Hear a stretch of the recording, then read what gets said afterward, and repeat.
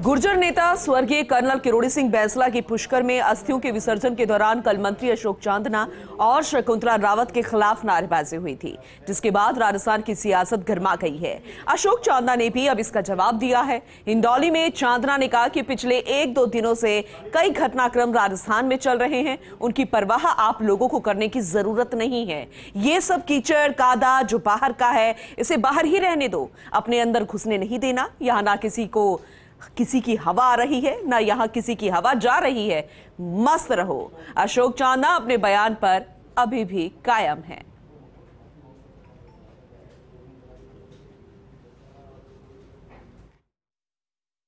जो लोग इस प्रकार की लोकतांत्रिक व्यवस्था के अंदर, सामाजिक कार्यक्रमों के अंदर इस प्रकार की हुड़दंग कर रहे हैं या करवा रहे हैं, इतनी तो किसी की हिम्मत नहीं है कि जिस मंच पर सरकार के मंत्री बैठे हों, जिस मंच पर समाज के इतने बड़े नेता, इतने प्रतिष्ठित लोग, समाज के जो शहीदों के परिवार के लोग हैं वो बैठे हों और उस पर कोई आम आदमी आकर जूता फेंक दे, इतनी किसी की हिम्मत है नहीं। किसी ने किया है तो प्री प्लान तरीके से उसको प्लान करके उसके ऊपर एक्शन हुआ है। हालांकि मैं समझता हूं कि राजनीतिक लोगों को कई प्रकार की घटनाओं से अपने जीवन में गुजरना पड़ता है। देश में हमने अनेकों उदाहरण देखे हैं कि प्रधानमंत्रियों के ऊपर भी लोग जूता फेंक देते हैं। तो ये कोई नई घटना नहीं है, लेकिन ये प्लान्ड घटना है।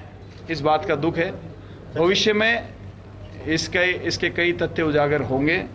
जो लोग निरंतर उनके नारे लगा रहे थे, जो लोग उनके नाम से हुड़दंग कर रहे थे और उन्हीं लोगों ने ये काम किया है।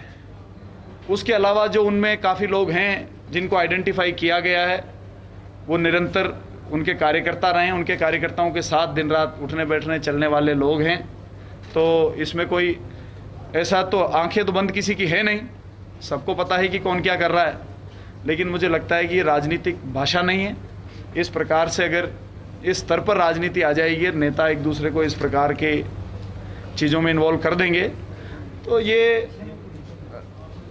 ज़्यादा कुछ नहीं, जनता के मुद्दों से भटकने वाला काम होगा। और मुझे लगता है कि नेताओं को जनता के मुद्दों से कभी नहीं भटकना चाहिए। इस प्रकार की हरकत कभी भी होनी नहीं चाहिए। जिन्होंने जूता फेंका, ये कादा कीचड़ जैसी हरकत है।